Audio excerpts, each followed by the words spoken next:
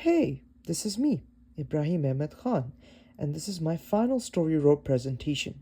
I have titled my presentation as From Awareness to Advocacy, a Nursing Student's Path Through Indigenous Health. So first of all, let me show you my buffalo robe, which is composed of 5 symbols.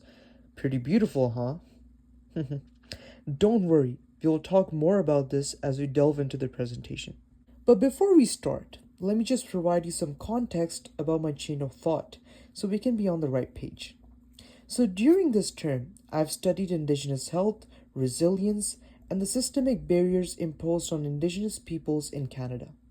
Through these weekly reflections that we did and learning about some of the colonial impacts, Indigenous ways of knowing, and my part as a nurse in the advocacy of health equity, I can finally say that this final buffalo robe figuratively represents my journey. Each symbol corresponds to a moment of learning, growth, and commitment. Today, I'm going to present my symbols one by one and tell you my rationales for making these and how they changed my understanding of Indigenous health. So, moving on to the first symbol. The first symbol represents the central bond Indigenous peoples have with the land. Instead of seeing land as property, Indigenous peoples view it as a shared resource that is sacred. And I think that is beautiful. The analogy of treating land as property versus a shared context really stood out for me, as well as the example of sweetgrass.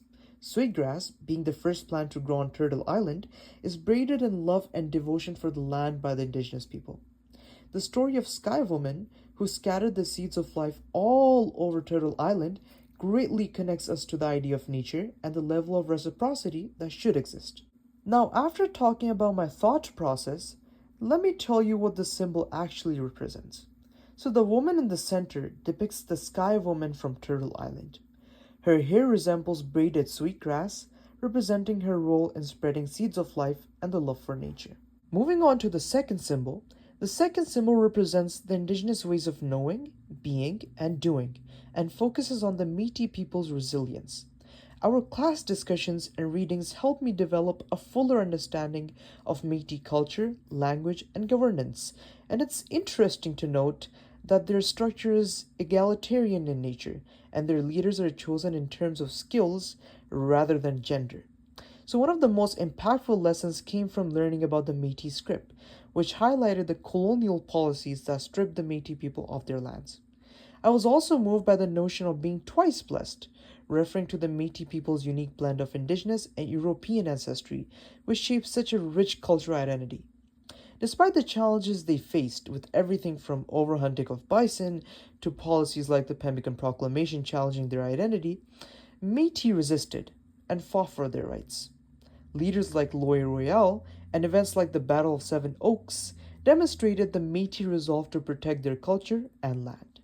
Incorporating these lessons into healthcare means understanding the importance of respecting Indigenous ways of healing, where mind, body, and spirit are deeply connected, and recognizing the strength and resilience of Indigenous communities in the face of historical trauma. Now, talking about my visual on the right, this visual symbolizes the impacts of colonialism on the Métis population. The depicted location is the Red River Valley, the ancestral territory of the Métis people. The flowing Red River symbolizes the blood of the Métis people during the Reign of Terror, characterized by harsh treatment, widespread sexual abuse of women, and the death of men. The bones and skulls illustrated throughout the visual symbolize the extensive overhunting of bison, which during the colonial rule nearly led to their extinction.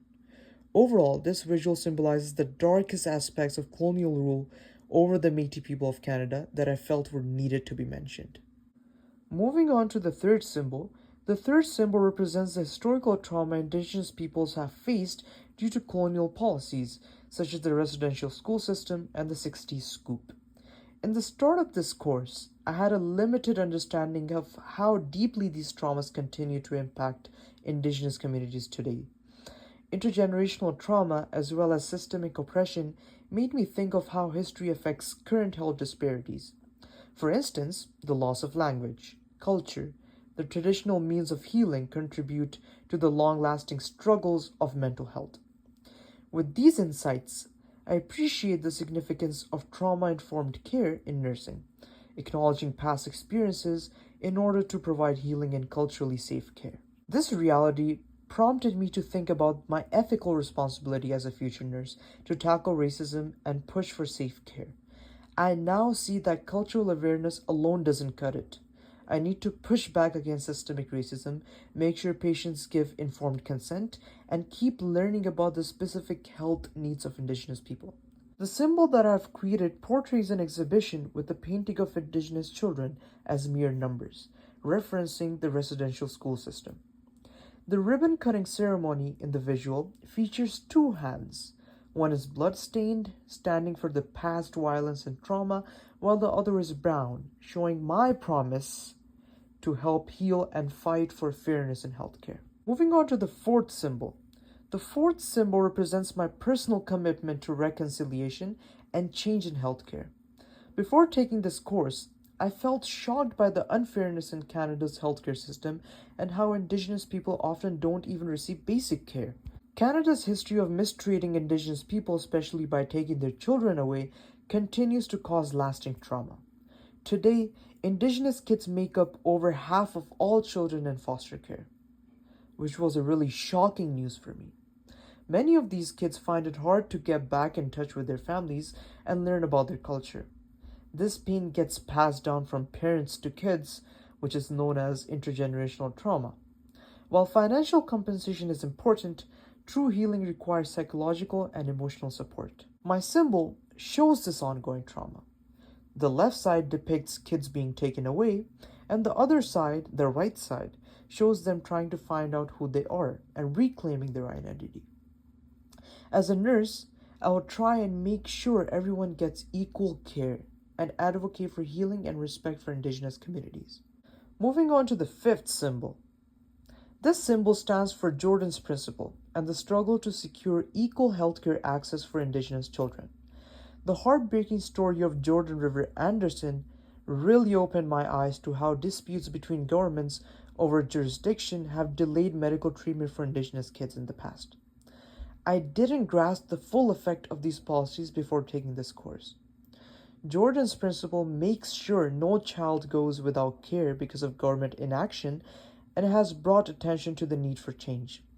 As I prepare to become a nurse, I pledge to speak up for Indigenous children and work to ensure they get prompt, considerate healthcare. As someone who wants to become a nurse, I think healthcare should be fair, with no patient left out because of their race or ethnicity. The lessons I learned from this new word that I learned, mitekuye oyasin, we are all related, reminded me that all lives are connected, and as healthcare workers, we need to care for all people with dignity, respect, and kindness. My symbol on this shows Brian Sinclair, which for me was a strong reminder of the ongoing battle for fairness, and a flag that he holds that stands for the hope to change things through Jordan River Anderson's principle. Moving forward, I commit to being an ally, actively listening, unlearning biases, and advocating for Indigenous health equity. I will continue educating myself and ensuring that culturally safe practices are embedded in my nursing care. This journey is obviously ongoing, and I'm dedicated to being part of the solution for a more just healthcare system. In conclusion, my final Buffalo story robe reflects my learning experience, development, and commitment towards Indigenous health advocacy. Each symbol represents a valuable lesson that has shaped my thinking as a future nurse. I have come to understand that medicine is not merely treating the symptom, but it needs to be inclusive, respectful, and culturally safe. By breaking down systemic disparities and supporting Indigenous health approaches, I hope to contribute to an equal and just healthcare system. And thank you for listening to my story.